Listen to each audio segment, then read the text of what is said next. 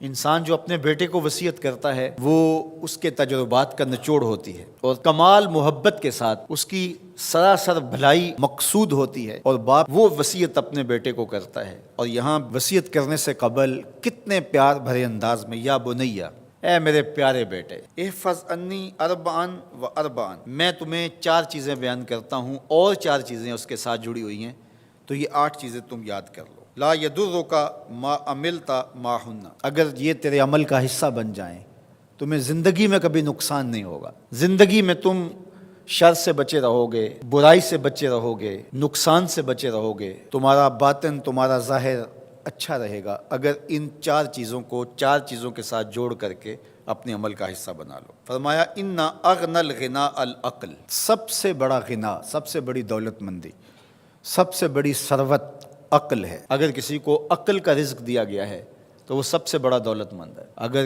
اس کے پاس مال و متاع بہت سارے ہیں لیکن بے وقوف ہے تو وہ دولت مندی نہیں ہے۔ وَأَكْبَرُ الْفَقْرِ الْحُمْقُ، اور سب سے بڑا فقر اور سب سے بڑی محتاجی جہالت ہے۔ سب سے بڑی دولت مندی عقل ہے، اور سب سے بڑی غربت، سب سے بڑی غریبی اور سب سے بڑا فقر اور محتاجی بے وقوفی ہے۔ وَأَوْحَشَ الْوَحْشَةُ الْعُجْبُ، اور سب سے بڑی وحشت تنہائی عجب ہے، خود پسندی ہے، اپنے آپ کو دیکھنا کہ میں بہت کچھ ہوں۔ جو شخص اپنے آپ کو دیکھتا رہتا ہے اور وقت اپنے آپ کو ہی لوگوں کے سامنے پیش کرتا رہتا ہے بنا سنوار کے، وہ تنہا ہو جاتا ہے۔ لوگ اس کی ان خوبیوں کا بھی انکار کر دیتے ہیں جو خوبیاں واقعتاً اس کے اندر موجود ہوتی ہیں۔ اگر پاؤ ہے تو اپنے آپ کو سیر نہ بتاؤ، لوگ پاؤ کا بھی انکار کر دیں گے۔ تو جو جس حالت میں ہو وہی حالت لوگوں کے سامنے ہونی چاہیے، بلکہ اس سے اگر کم ہو۔ شیخ سعدی نے ایک بڑی خوبصورت بات لکھی کہ تم برے ہو لوگ تجھے نیک سمجھیں یہ بری بات ہے، لیکن تم نیک ہو اور لوگ تجھے برا سمجھیں تو کوئی فرق نہیں پڑتا، تم اللہ کی نظر میں نیک ہو۔ اس لیے تم اگر سیر ہو اور لوگ تمہیں پاؤ سمجھے تو کوئی فرق نہیں پڑتا، لیکن اگر تم اپنے آپ کو پیش کر رہے ہو تو لوگ تمہاری اس حیثیت کا بھی انکار کر دیں گے جو تمہیں حاصل ہے۔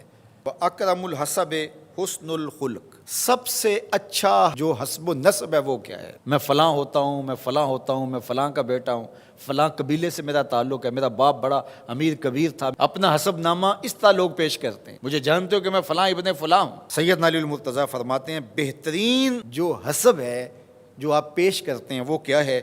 حسن الخلق، تمہارے اخلاق کیسے ہیں، تمہارا خلق گواہی دے گا کہ تم اچھے خاندان کے چشم و چراغ۔ مشکانست کے خود ببوئت نہ کہ عطار بگوئت۔ فارسی کا ایک مقولہ ہے کہ خوشبو وہ ہوتی ہے جو خود بتائے کہ میں خوشبو ہوں۔ خوشبو بیچنے والا بتاتا پھر ذرا سونگھ کے دیکھیے یہ بڑی اچھی خوشبو ہے، ذرا سونگھیے، کہا یہ بتانے کی ضرورت نہیں۔ حضرت علی المرتضیٰ فرماتے ہیں تمہارے خلق کی خوشبو سے لوگ سمجھ جائیں گے یہ کون ہے، تمہارے اخلاق اتنے اچھے ہوں کہ لوگ پہچان جائیں تم کون ہے۔ تو بہترین حسب و نسب کیا ہے؟ اپنے بیٹے حضرت امام حسن رضی اللہ تعالیٰ عنہ کو بتا رہے ہیں، مجھے بتائیے امام حسن سے بہتر نسب اور حسب کس کا ہو سکتا ہے؟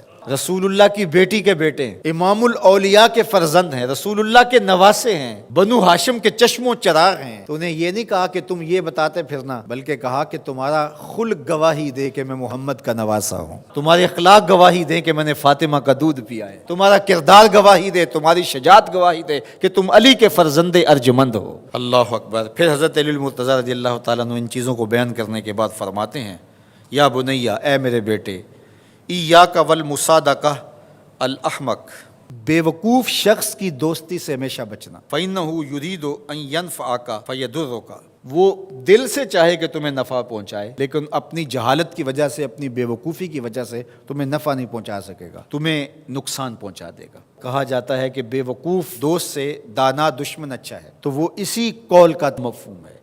آپ نے اپنے بیٹے حسن کو یہ نصیحت کی، یہ نصیحت پلے باندھنے، اور کبھی بھی جاہل اور بے وقوف سے دوستی نہ رکھیں، اس سے رویہ اچھا رکھیں، سلوک اچھا کریں، اس کے لیے خیر کا ذریعہ بنیں آپ۔ یہ مطلب نہیں کہ بے وقوف کو آپ سلام بھی نہ کریں، لیکن دوستی اعتماد آپ اس پہ نہیں کر سکتے۔ وَإِيَّاكَ وَمُصَادِقَةَ الْبَخِيلِ، اور بخیل سے کبھی بھی دوستی نہ لگانا۔ فَإِنَّهُ يَبْعُدُ عَنْكَ أَحْوَجَ مَا تَكُونُ إِلَيْهِ، اس لیے کہ جب تجھے انتہائی ضرورت کا وقت آئے گا تو وہ تجھ سے دور ہٹ جائے گا، اور تو اس پہ توقع لگائے ہوئے ہوگا کہ میرا دوست ہے اور اوکھے ویلے میرے کام آئے گا، لیکن اوکھے ویلے وہ کام نہیں آئے گا۔ تو بخیل سے دوستی کا رب نہیں رکھنا۔ وَإِيَّاكَ وَمُصَادَقَةَ الْفَاجِرِ، بدکار شخص سے کبھی دوستی نہ رکھ، برے شخص سے کبھی دوستی کا رشتہ نہ جوڑنا۔ فَإِنَّهُ يَبِيعُكَ بِالطَّافَةِ، جو فاسق و فاجر ہے، برا شخص ہے، بدکار ہے، اس سے دوستی نہ رکھنا، اس لیے کہ وہ بہت تھوڑی قیمت میں تجھے بیچ دے گا۔ اور آخری بات، وَإِيَّاكَ وَمُصَادَقَةَ الْكَذَّابِ، جھوٹے آدمیوں سے کبھی دوست نہیں رکھنا۔ فَإِنَّهُ كَالسَّرَابِ يُقَرِّبُ عَلَيْكَ الْبَعِيدَ وَيُبْعِدُ عَلَيْكَ الْقَرِيبَ، وہ بعید کو تجھے قریب دکھائے گا، قریب کو تجھے بعید دکھائے گا۔ جو چیز قریب ہوتی ہے، جو سراب ہوتا ہے تو دور سے پانی دکھائی دیتا ہے، لیکن جب قریب جا کے دیکھتے ہیں تو سراب ہوتا ہے، پانی نہیں ہوتا۔ تو کہا وہ بھی سراب کی طرح ہوتا ہے، کذاب، جھوٹ بولنے والا، جو تجھے وہ نقشہ کھینچے گا جو ہوگا نہیں، تجھے وہ چیزیں بتائے گا جو نفس العمل میں نہیں ہوں گی، اور تو ایک مغالطے میں مارا جائے گا۔ یہ ہے حضرت سیدنا علی المرتضیٰ رضی اللہ تعالی عنہ کے وہ اقوال نور، جن کی گہرائی، گیرائی اور حکمت سے بھرے ہوئے یہ کلمات سے پھوٹتے ہوئے اجالے ہماری زندگی کو ایک اسلوب دیتے ہیں۔